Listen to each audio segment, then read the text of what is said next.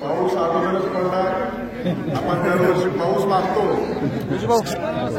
त्यामुळे मी पण सभापती झाल्यावर रथाला न येणं हे काही बरोबर नव्हतं. त्यामुळे 12 वाजता मुंबईला परत मला सभागृह चालू करायला जायचंय, त्यामुळे मी लवकरच आलोय. शेवटी जवळेश्वराच्या कृपेने पदावर गेल्याच्या नंतर जवळेश्वराच्या तीर्थस्थळाचा विकास करणं देखील अपेक्षित होतं. त्यामुळे निधी देखील आपण मोठ्या प्रमाणात दिलाय. सर्वजण आता बोर्ड लावतायत. 2 कोटीपेक्षा जास्त निधी मंजूर मीच केलंय, मीच करणार आहे. गुरु आहे, त्यामुळे सगळ्यांना मनापासून शुभेच्छा.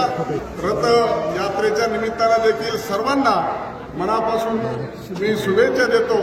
आणि आज आरतीला मी उपस्थित राहू शकलो नाही, त्याबद्दल मी आपल्या सर्वांची मनापासून दिलगिरी व्यक्त करतो. आणि माझ्या पुढच्या कार्यक्रमासाठी आपल्या सर्वांची परवानगी घेऊन रजा घेतो, थांबतो. जय हिंद, जय महाराष्ट्र.